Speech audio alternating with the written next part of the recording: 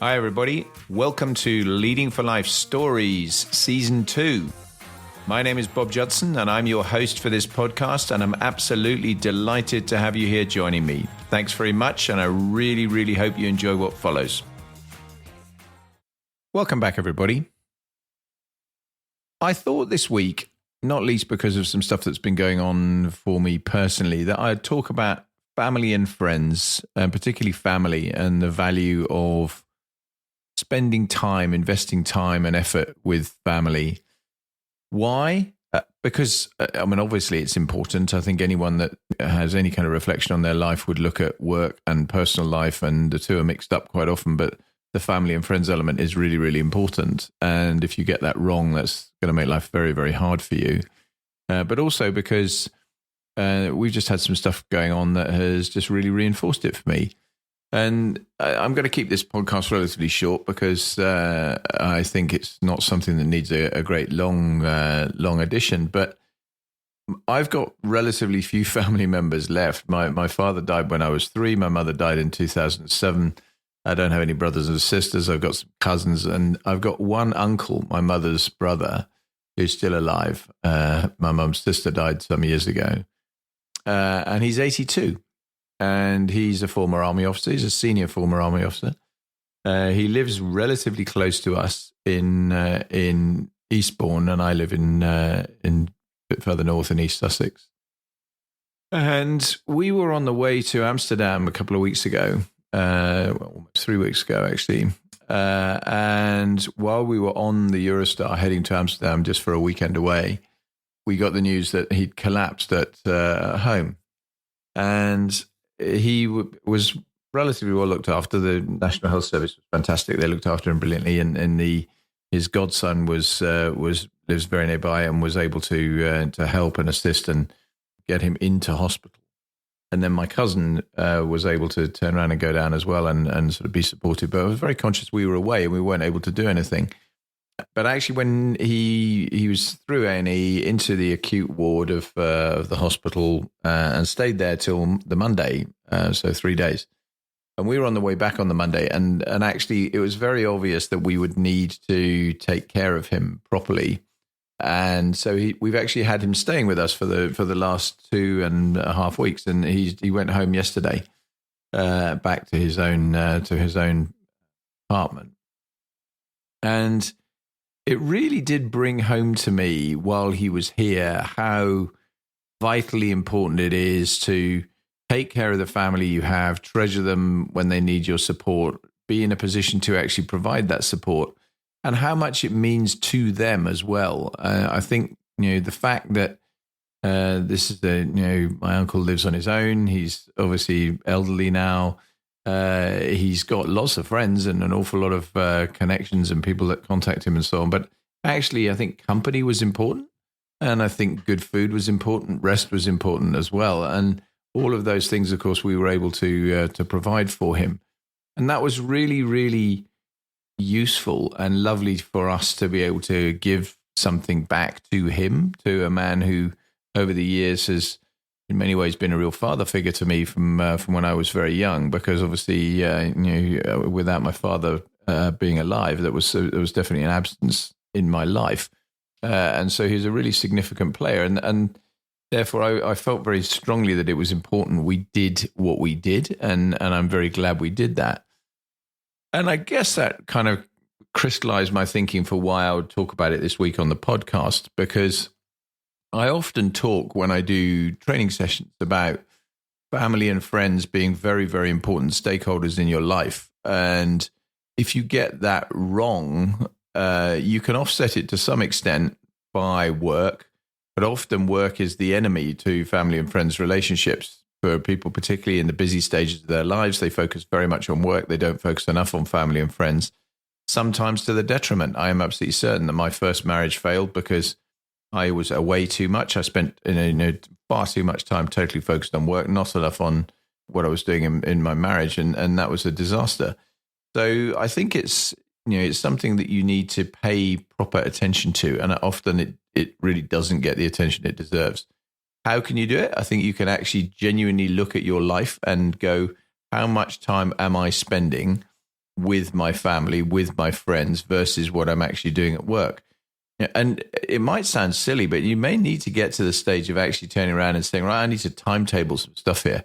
I need to clear my diary out for particular things to turn around and be able to spend appropriate time without distractions doing stuff with my family.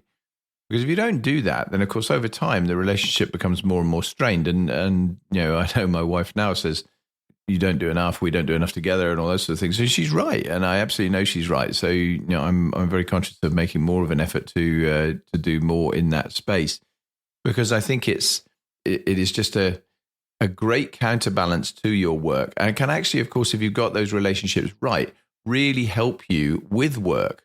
Because when work's going badly, who supports you? Your family and friends. Everybody has got family and friends, with almost no exceptions.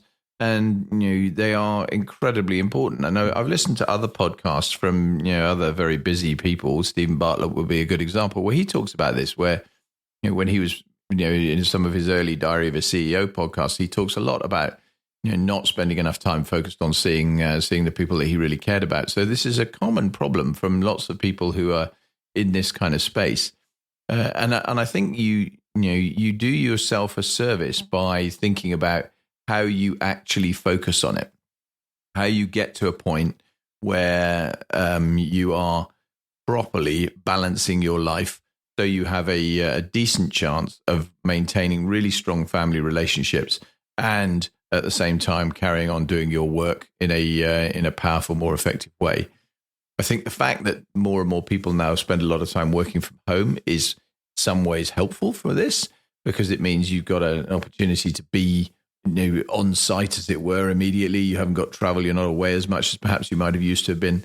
But but equally, it brings distractions and brings challenges in terms of separating the two things out and finding a way to really focus on one or the other. Because if you're used to working from home, then the obvious temptation to just carry on working when actually you should be saying, right, now it's family time, is really very, very obviously there. And I think breaking away from that is something that you, again, individually is a useful thing to think about. How do I actually focus on doing that? Equally, the other way around, you obviously got to make sure that if you're working, you are focused on what you're doing from a work point of view. You're being paid to deliver what you're being paid to deliver. You need to honor that commitment and make sure you are undistracted, focused, and concentrating on delivering what you're required to do.